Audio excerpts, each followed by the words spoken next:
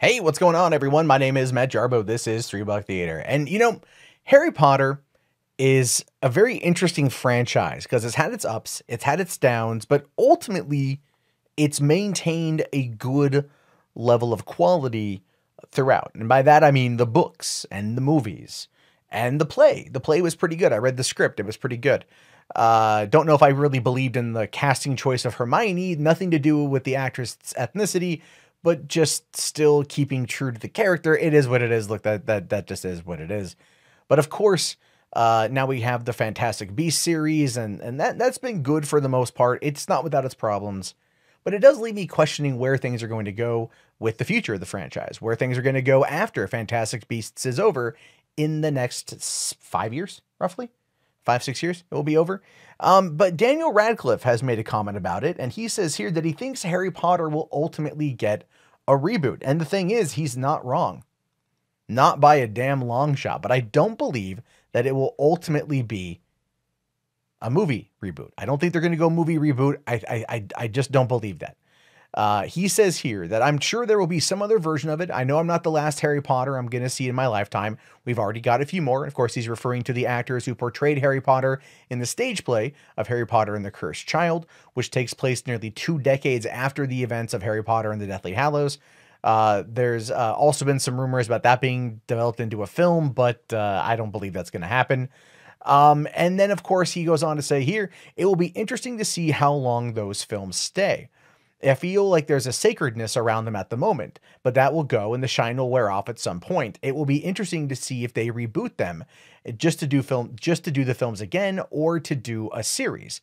I'm fascinated to watch, which is interesting that an actor who got his start in that movie, in that role at the age of like 10 is interested to watch his role, because it is at this point his role. He is Harry Potter. And he's not going to go off to do anything else. Now, apparently he's interested to see it again, I should say. To me, that's fascinating. But then again, Daniel Radcliffe is a weird enough guy to where I think that would kind of work out. He's kind of like this generation's Macaulay Culkin, if I'm being honest, but just without the booze and drugs. Although he admitted a long time ago to having an alcohol problem during production of the films. But all in all, the 8 Harry Potter films brought in over $2.3 billion over the span of a decade. So that is a lot of money. That is a lot of cash that they have made. And obviously it makes sense for Warner Brothers to try to find a way to keep this thing going. But I don't think they're going to redo the movies. I think they're going to do a series. I think they're going to do it as an 8-season show. For what specifically, I don't know. I don't know if it's going to be for their own streaming service or something like that. But here's the thing. Here's why I'm saying this. For one, Warner Brothers knows that it's the property is still pretty popular. I mean, hell, during the 2016 presidential election, oh my God, people were trying to equate Donald Trump to Voldemort. That's how crazy it got. That's how wild it got. That's what they were trying to do. It was the stupidest thing. And they keep bringing up Harry Potter because a lot of these millennial bloggers, or I don't know if you want to call them journalists, they grew up reading Harry Potter. To them, it's their Tolkien, it's their Lord of the Rings. It's a series that defined a generation. So of course they're going to go back to it. They're going to reference it because to them that's pop culture, and that's how they're going to be able to draw the comparison that they want to draw. So I get that. I understand that. I'm not against it. It's funny though when you just tell them read a different book and they get really mad at you and block you on Twitter. But that happens. But Warner Brothers is also understanding of just where movies are going. And even though they right now hold a larger market share theatrical film wise than Disney, they are also going to be feeling the crunch of streaming and that stuff, right? So look at Friends, for example. Friends is owned by Warner Brothers. Netflix pays them about $100 million a year in order to license Friends because Friends is so popular for Warner Brothers. The guy in charge of Warner's the other day came out and said that Friends won't stay on Netflix forever and it should be on a Warner streaming service. Now, Warner has attempted this before with like a Warner Vault type streaming service that no one ever got into. Then they have now the DC Universe, which apparently has done well enough. I mean, at least right off the bat, I don't know how it's going to go post the first year, or how many people pirate the episodes of the shows that they put on there. I don't know yet, but I will say, as a quick side note, the high definition remaster of Batman the Animated Series, dope as hell. I recommend it.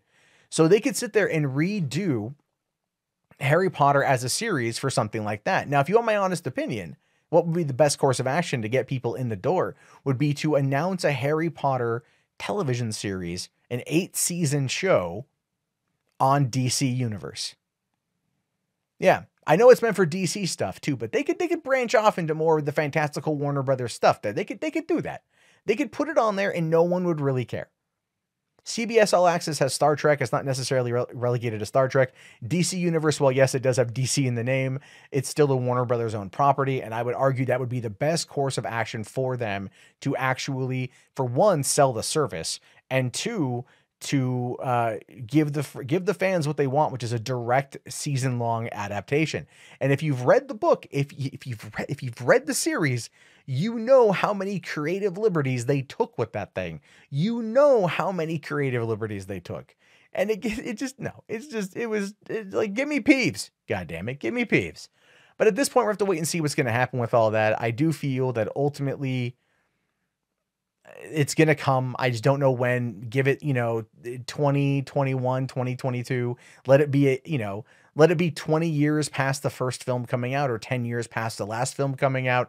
And they're going to want to bring it in there. Because keep in mind, they used to license the movies to Freeform, or ABC Family used to hold the license. Now that's all on HBO, because HBO is a Time Warner company. So it's very interesting to see what's going to be happening with that. But as soon as I know more, if it ever materializes into one thing, I will definitely talk about it to you guys. But leave your thoughts, leave your opinions. Is this something you want to see? Is this something you care about at all? Would you rather them reboot the franchise or turn it into a TV series a la Game of Thrones? Let me know down in the comments below. If you guys made it this far, type in Harry Potter in the chat so I know. Be sure to thumbs up the video while you're at it. Subscribe if you're new. I'll talk to you guys later. Have yourself a great day, and peace out. Hey, thank you so much for watching the video. I greatly appreciate it. While you're here, feel free to check out that subscribe button. It help with the channel out. Or you can watch any of the newest videos and make sure that you're caught up to date with what's going on in Hollywood and entertainment. So that way, when you're at work tomorrow, you can wow your friends with the information you learned from watching these videos. That's right. I said it. Subscribe.